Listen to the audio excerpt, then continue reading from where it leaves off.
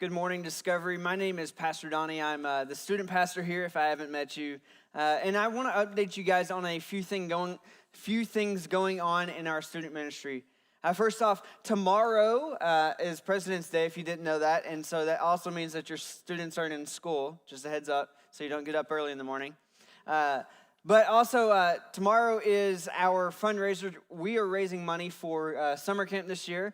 And so we've partnered with Mountain Mike's, and we will get 40% of the pre-tax sales. So all you have to do is go to Mountain Mike's on Iris over here, purchase a pizza, not a buffet, a pizza, and we will get 40% of the pre-tax sales if you say you're with Discovery. That's all you have to do. And, you know, since the kids aren't in school, that'd be a great thing to do. You can have pizza night and all of that and help support our church as well.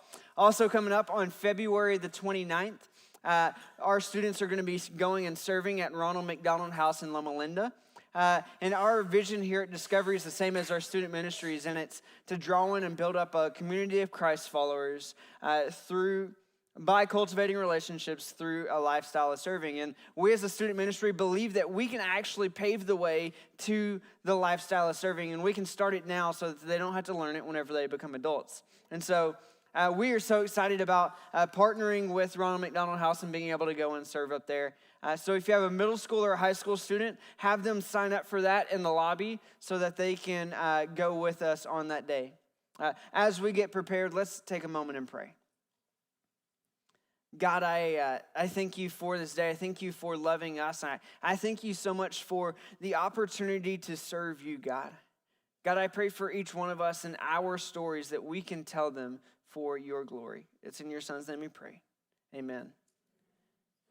How many times, and this is a rhetorical question, how many times have you been going on in life and the plans that you have set out in front of you, you feel like they start to change and your faith gets a little bit tested?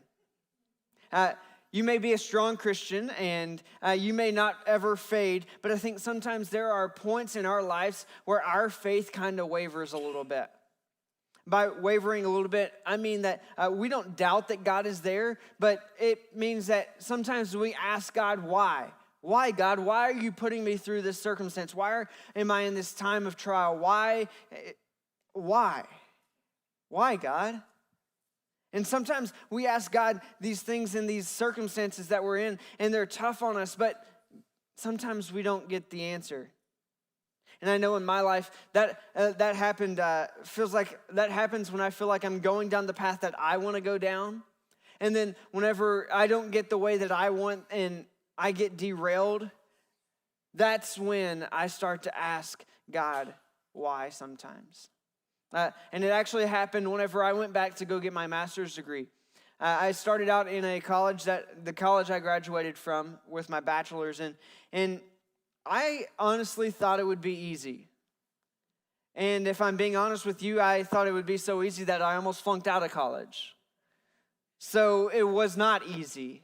And it was God putting me in situations, and I thought that it was God's will for me to go back to get my master's degree so I could be better at what I was doing and so I could be more qualified for what he had called me to do. Little did I know, but he was about to change my life and my circumstances. And everything that I had started down in my path that I thought was right would change. I soon changed jobs, which then I changed colleges to better fit into my schedule. I moved across the country. My plans changed. And I changed the college I went to because I wanted it to fit better with what I was doing at that moment. And everything after that ended up being happily ever after. But we all know that's not true. By the time I finished my degree, I'd actually moved across the country again, back over here, and I'd started here. You see, sometimes in our lives, we start down a path and think that we are going down the right path, but God's got different plans for us. And what I found out at that time is that my plans are not always what God has planned. God's plans may not be entirely evident to us at the moment, But if we stay faithful and we keep taking that next step forward, I believe that God will reveal his plans to us.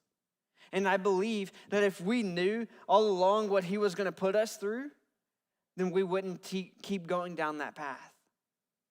But God will lead us and will still be there with us through the trials and the temptations. And that's the story that we're going to be talking about today.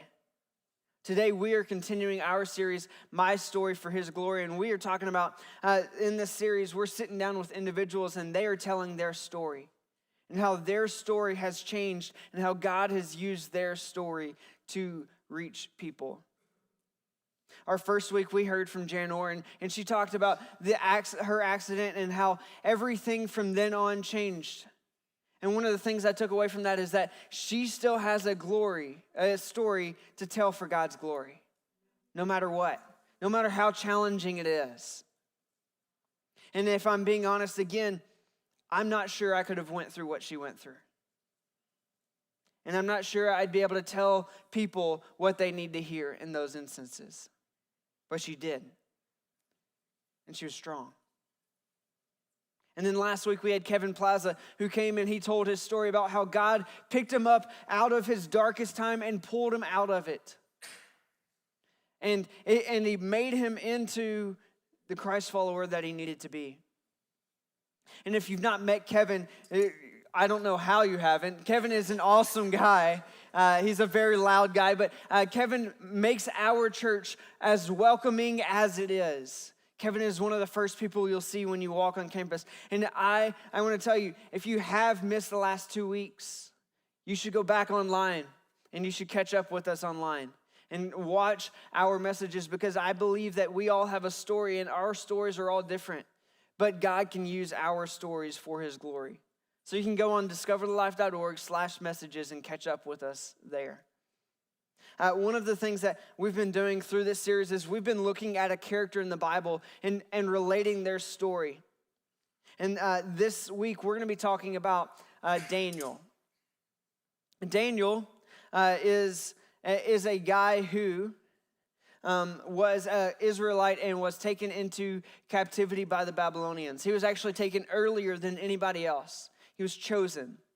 And he was chosen to set them apart, and he would learn the language of the Babylonians and all their customs and everything they went through and why they did this. And at some point, he actually said, no, I'm not going to eat your food because I believe it's unclean, and he does a fast. And that's why sometimes we do the Daniel fast, and doing clean vegetables and eating right.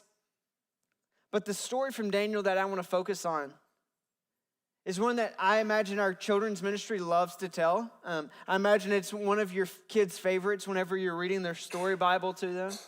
You see, because Daniel had done so many great things for the kingdom. He had interpreted dreams. He had done amazing things. He had climbed up in the ranks for the government. And the king had found favor with Daniel. And in Daniel chapter 6, verse 3, it says this: Now Daniel so distinguished himself among the administrators and the satraps by exceptional qualities that the king planned to set him over the whole kingdom. So Daniel had distinguished himself enough among all the people that he had gotten promoted, and he had eventually been put to the point where they were going to put him over the entire kingdom.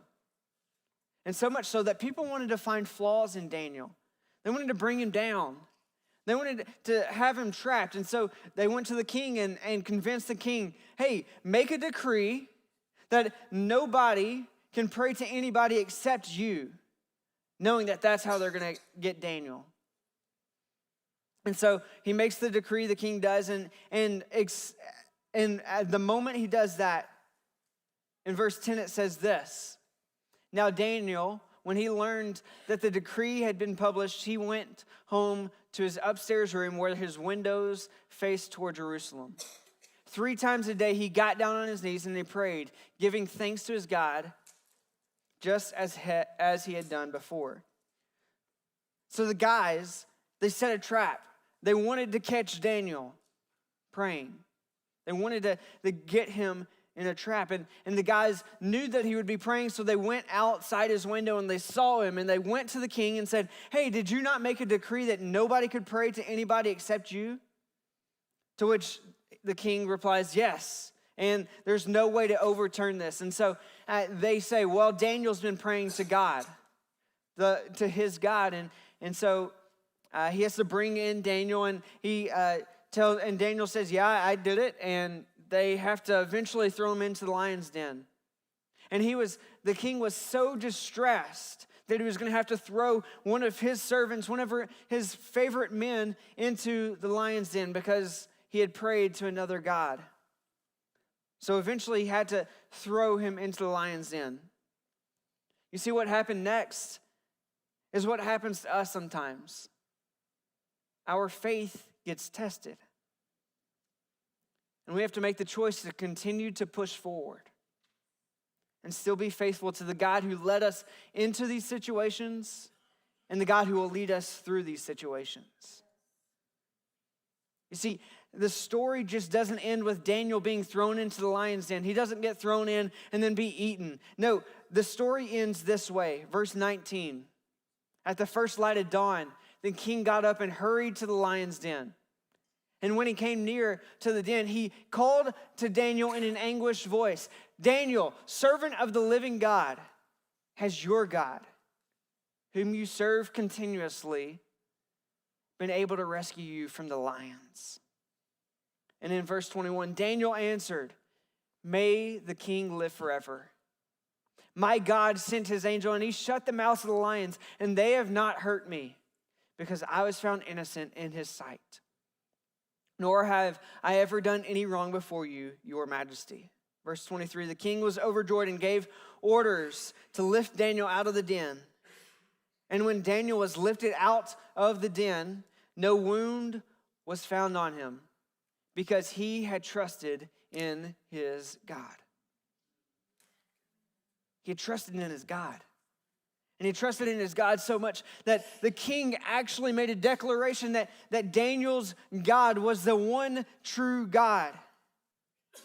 And because of that, the entire kingdom knew about Daniel's one true living God. And they started to follow him. And that leads to our guest today. Our guest today is Brandon Sweeney. I want you guys to help welcome him to the stage with me. Don't do it.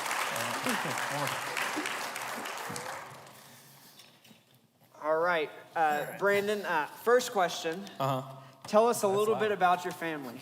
A little about my family. So I'm the oldest of four. My dad was raised in a Roman Catholic family. My mom was raised in a Lutheran family. So obviously we find the happy medium. We go to a Presbyterian church. Growing up, the days that we would go. Yeah. Because I say days we would go, my life as a kid was really kind of revolved around baseball and karate. So it was always busy, which is, probably a good thing. Keeps you out of trouble.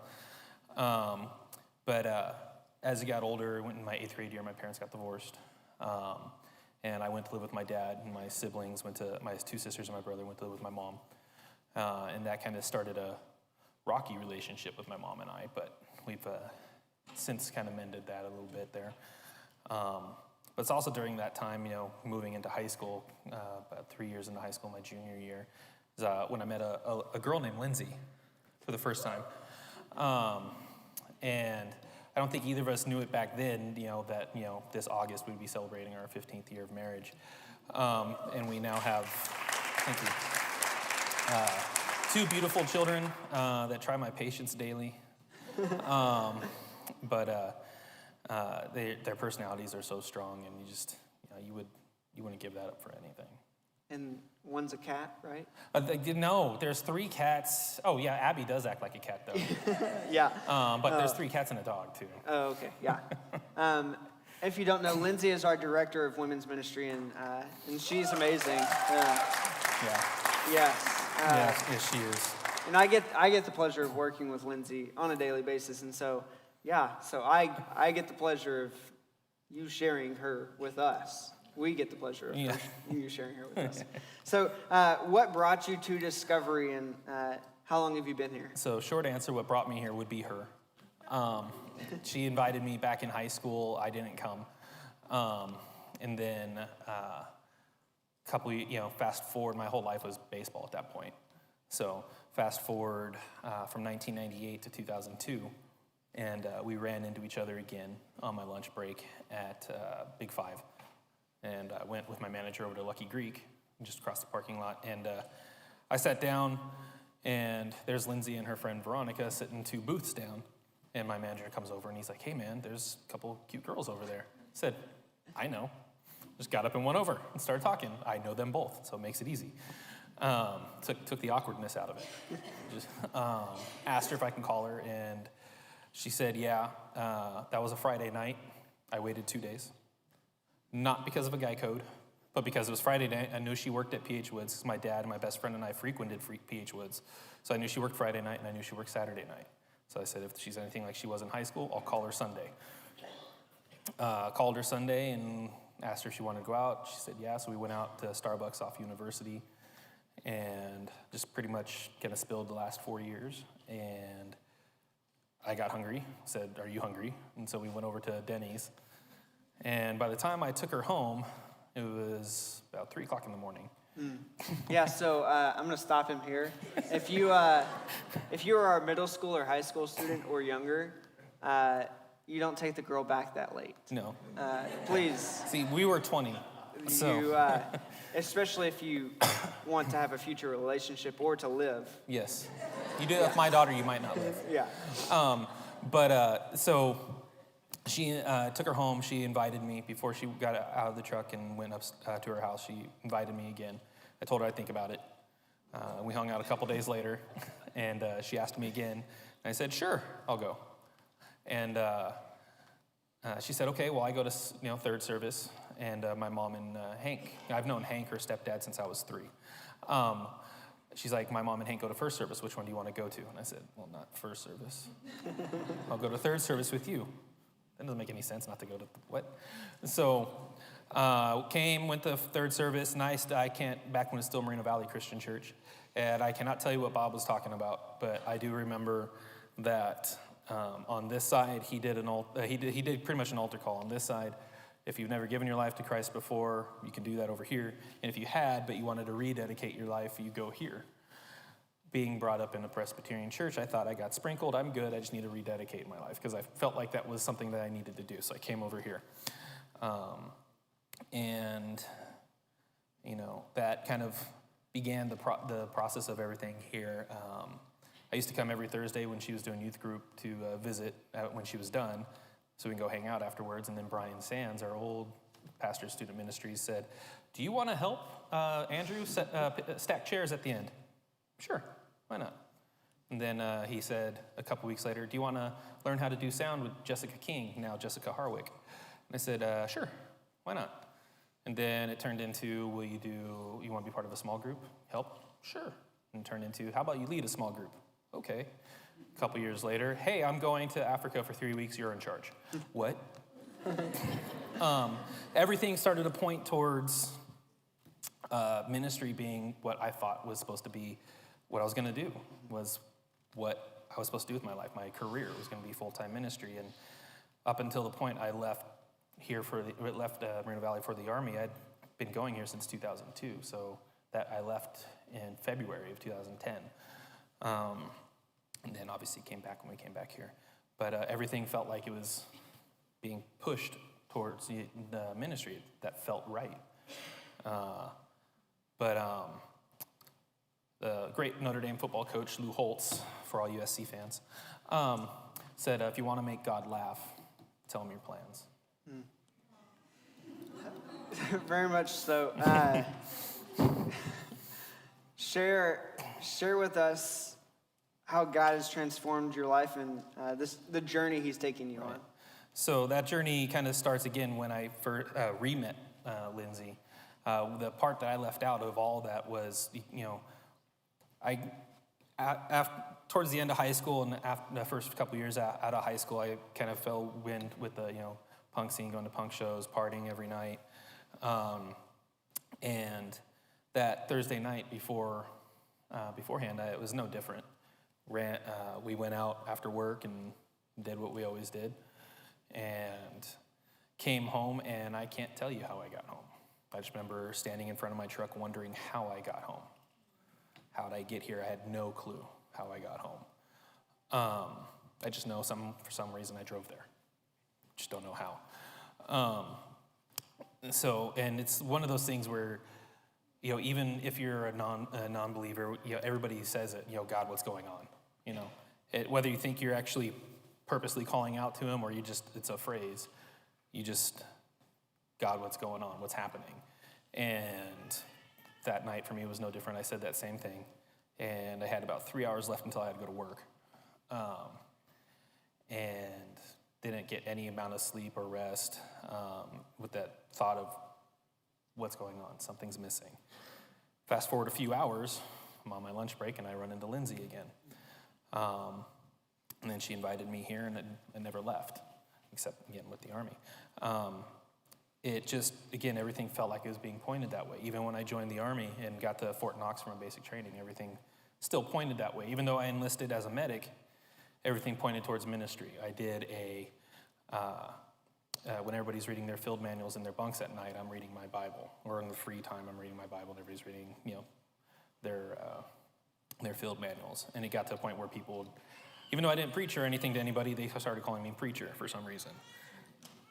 And so they even drew on the whiteboard a little box out and wrote Preacher's Corner and asked me to write something every morning. And then we go to Fort Sam Houston in San Antonio for training and to be a medic. And I was asked to lead a Bible study by people there. And it started 5 people around my bunk, and it turned into 25 people in the conference room. And so everything just kept pointing that way. It's more reassurance for me. Our last 2 weeks of training out in the field, our CEO calls me and says, Sweeney, run over to him. Chaplain's not coming. He knew I did the Bible study. And he's like, I need you to lead service. Can you do it? Roger that, sure. So lead a service, and he asks me at graduation, tells me, thank you for leading my soldiers. Everything keeps pointing towards ministry. And then I deploy in February of 2012.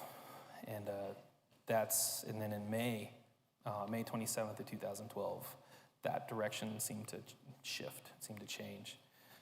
That day was the second day of an overnight mission where we were to be QRF, Quick Reaction Force, for the Afghan National Army there. They were clearing through a village called Chardahi, and we were just staged in a local district center in case they needed us. And it was my turn in the gun to kind of keep security on the gate. And our command center, they call up and ask for Bandit 6, who's our commander, our CO. So send someone to go get him. He comes back, and they tell him we have all these assets on standby, drones and everything. And he tells them, wait 1 for follow-on mission. Said, this doesn't feel good. There's something about the day didn't feel right. And he tells them we're going to do what's called a route clearance mission of a route that we called Othello, which is a road that, as you come off the main highway, kind of wraps hard right and another right, and then goes left and then straight up and Y's out twice as it goes up to Chardahi. And route clearance is we're going to go find IEDs, hopefully before they find us. And usually we found them before they found us. The month of May was not that month. But so that day we made it through all the way up, and we didn't find anything. And so we loaded up our dismounts and spun back around. And there's only 2 ways in of that on that route. We can either go back the way we came, or we can take what's called a wadi system, which is just a dried up riverbed pretty much, back towards the highway. Well, the previous 2 times we took the wadi system, so we went back the way we came. And that route is littered with previous blast holes. And so being the medic, I was in the last vehicle with the platoon sergeant, and we get through the blast holes, the biggest one we had there. The first vehicle gets through, no problem. Second vehicle, no problem. Third, same thing. And then when my vehicle is about halfway through, it's just, like I said, I still hear just click and bang. And it threw our vehicle up, threw me into the ceiling, and rolled us onto our side. And I don't know if it's fortunate or unfortunate, but I never blacked out during the whole time. So I still remember it. And even then, it was very fresh, obviously. And as the dust and everything's clearing, all I can remember, I can't breathe. And so it just kept, I remember, not today. This is not happening today. And I look up to my left, because I'm this way, and was our dismount by the name of Chris Sides. And he's just unconscious, hanging there with blood and diesel fuel dripping down onto me. And I finally actually catch some breath and yell his name, and he moaned. So I knew he was alive, but out of it. At that moment, we heard AK-47 fire. So I immediately look for where my weapon is, and it's not where it's supposed to be. I'm pretty sure I have the blast, I think, for that one. But at that moment, when I didn't see that and realized I had no real way to defend myself, I kind of just reconciled myself that I'm probably going to die today. And just kind of curled up and waited for what I thought would be an RPG through the turret. That never came. What did come was a voice, our senior scout, Staff Sergeant Wagner, and he tells us, don't worry, it's the A&A shooting at nothing. Okay. But we had realized our gunner, T. Totolo, he was missing. And the vehicles, the turrets are designed to pop off, to detach, and this one detached with him in it. And we saw him kind of hanging over the turret, so we yelled to Wagner, go get T. And he yelled back, it's no use, his head's missing. So,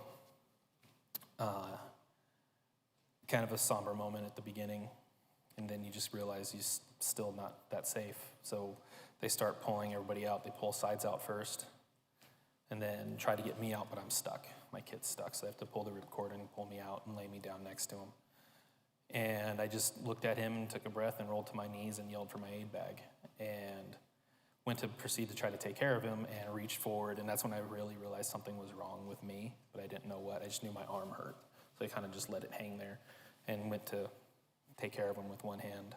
And that's when one of the Afghan police officers, who ended up coming as well, came over and started guiding my hand with what I was trying to do. Excuse me. Stabilized Sides, and then our driver had, his hand had gone out the door and the door slammed back on it, and so he had crush injuries to his hand, and so we had to wrap that, because otherwise he would have lost all three of his 5 fingers. Our platoon sergeant was walking around, and I knew I had lost one, and your adrenaline, once you kind of surveyed the situation and know what you've done, you can, your adrenaline kind of goes from here to here in the blink of an eye, and I collapsed. And everybody kind of rushed over, what's wrong? And I said, I don't know, I just hurt. My entire left side hurts, my shoulders hurt, somebody start checking me for blood. And fortunately, I trained 2 people in case this ever happened. So they came over. I'm glad they did. And so they checked, and one of them said, you have blood all over your left arm. I said, okay, get my trauma shears, cut my sleeve, tell me what you see. And he said, you have a gash in your elbow. And I said, well, wait a second, gash or cut, like a little scrape? And he's like, no, I can see inside. I said, okay, go ahead. I said, you're gonna need to grab combat gauze and pack my elbow and then wrap it. So he did that, and I told him, take my ring, take my watch, I'll get them from you later. Because being a medic, I know if you were to come into my aid station, I'm not taking your ring off, I'm cutting it off. So I told him to take it instead. So that way the medics wouldn't cut it off. They put me on a litter, strapped me down, and then I see our CO our platoon leader walking by, and I called him over. And he got about this close to me, and he said, what's up, Doc? And I told him, in the back of every vehicle are 2 body bags. And he just looked at me, and I said, you know why I'm telling you this? And he just shook his head, squeezed my shoulder, and quietly grabbed 2 people and went to go take care of T. And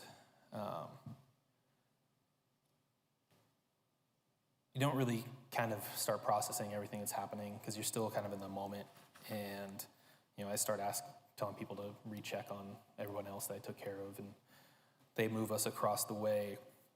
we're actually kind of close to a preset LZ that I had planned for, since we got there. It's kind of ominous now that I think about it. I know I didn't say it the last couple services, but we actually called it LZ Grim. Go figure. I don't know why, but just made me think of it. But anyways, so we get across the way, and one of the NCOs, Staff Sergeant Ayeti, he takes a knee next to me and kind of doesn't leave.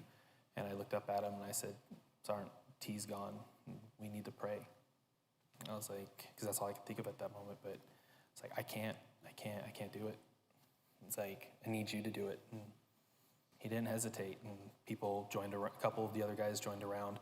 And then this is something that we don't see in the media ever really, is the cooperation.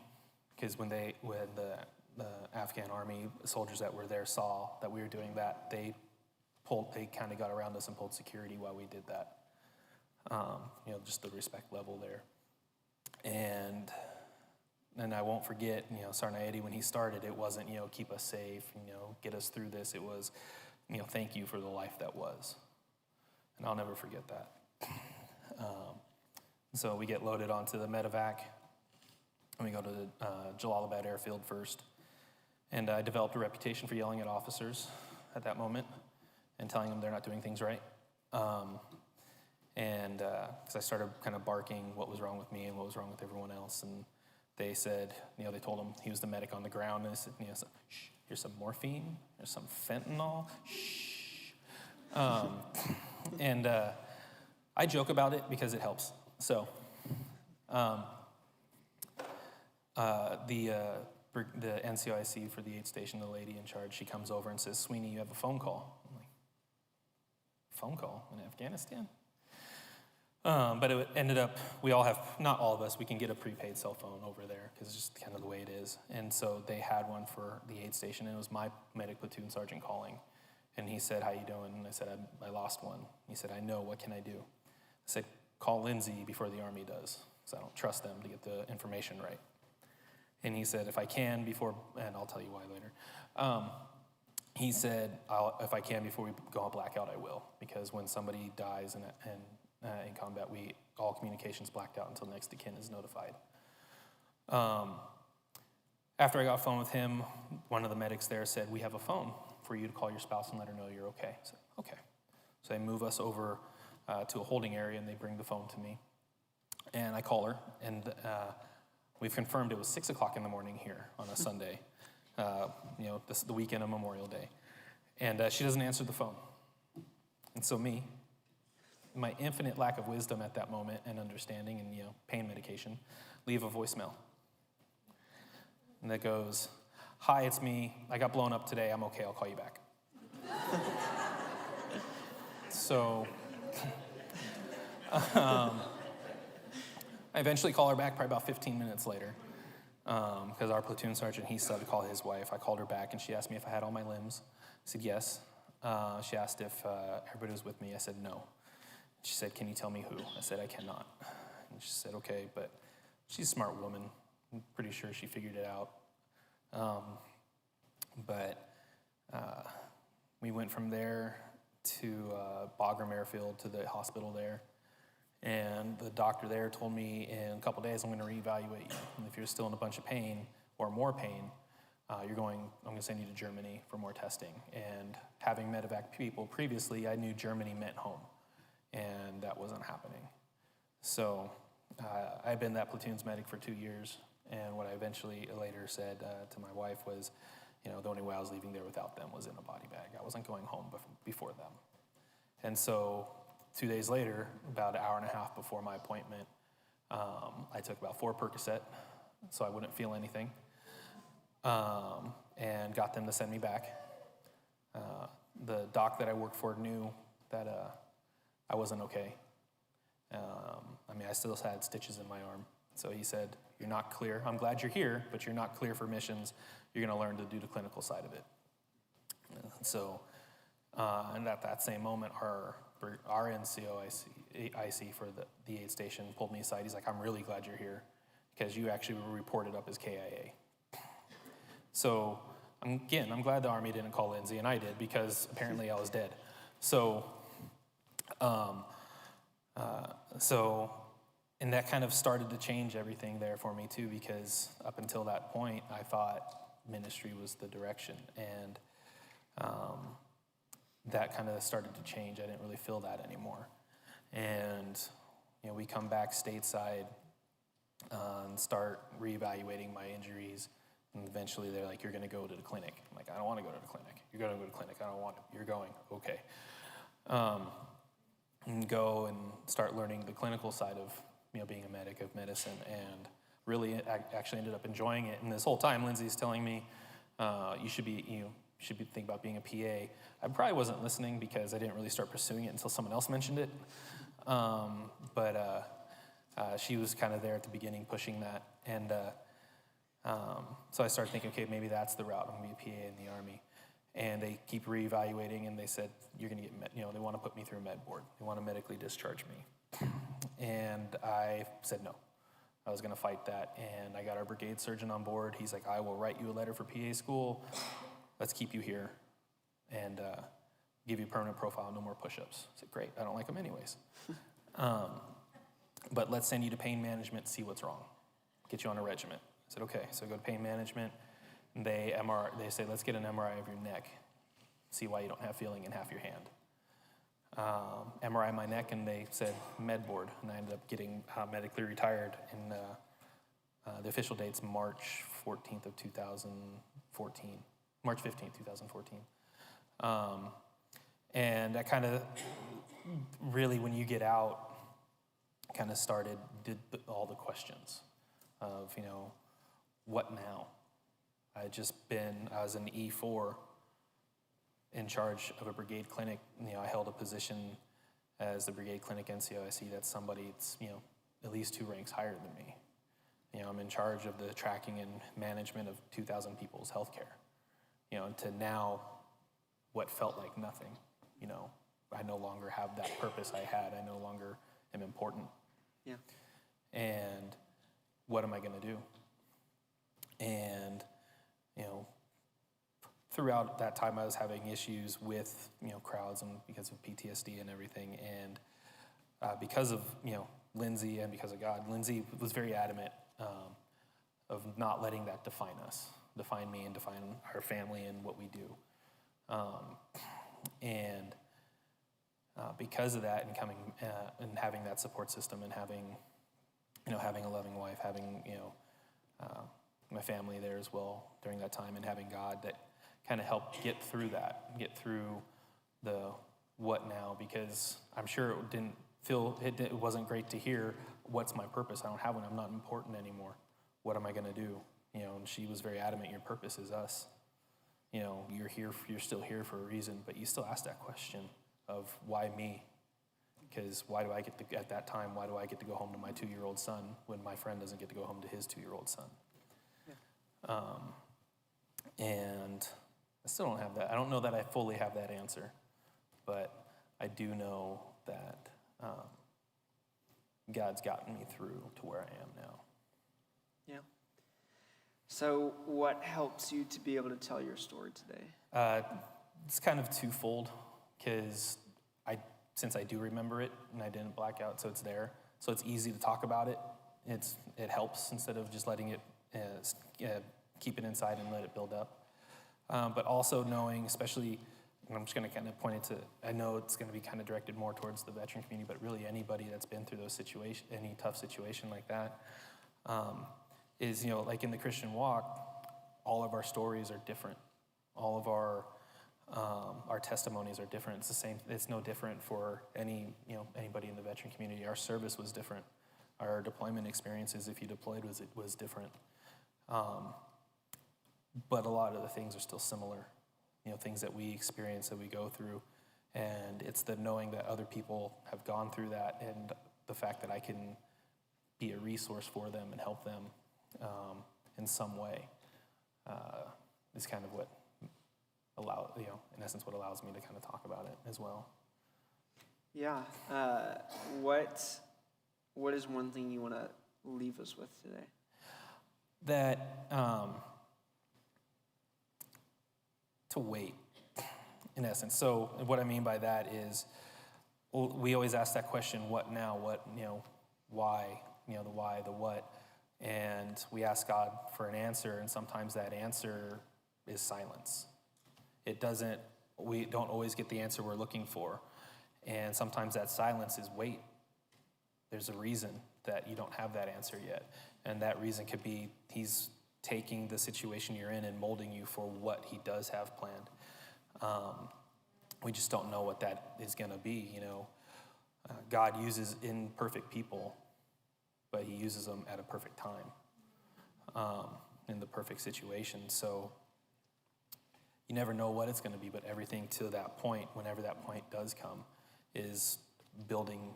He's molding, he's shaping you for that time, that purpose. And so wait and listen for the still small voice. So that way you can hear it when it comes. Yeah, definitely. Well, can you guys thank Brandon with me today?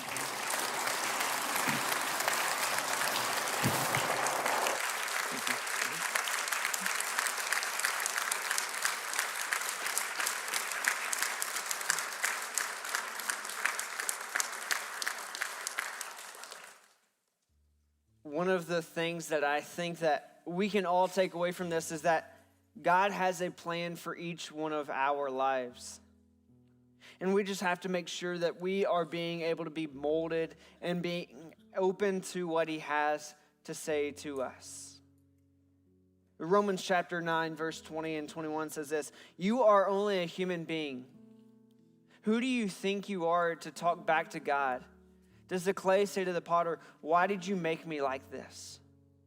Doesn't the potter have the power over the clay to make one pot for special purposes and another for garbage from the same lump of clay?" We are the clay. We have to be able to be molded and made into God, what God wants us to be made into. We may not know all the answers. We may not know what our purpose is at the moment, but God is still molding us into what he wants us to be. We just have to be open to being molded. We have to be open to changes. We have to be open to being a little bit uncomfortable, because that's what God calls us to do, to change and be what he wants us to be. Maybe that means that our plans may change. Our plans may change to what he has for us instead of what we want. But eventually, his plans will be our plans. Let's pray. God, thank you for loving us. Thank you for Brandon's story and how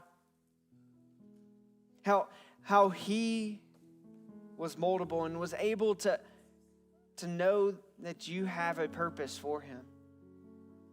God, I pray for each one of us that we can continue to pursue you and pursue being molded by you, God. God, you are great and you have a plan for us, and your plans are much greater than our plans for us, God. God, I pray that each one of us be open to you leading us. God, I thank you so much for our stories and how our stories are our stories, and we can tell our stories to people for your glory, God. It's in your son's name we pray. Amen. I want to challenge you this week. Tell your story to someone. Tell your story to someone, because you may not know where they are at, and you may not know where you can affect them and how your story may be able to change their life. But also be moldable. Let God use you in the way he wants to use you. And be open to his plans, and have his plans be your plans. Would you stand and worship with us?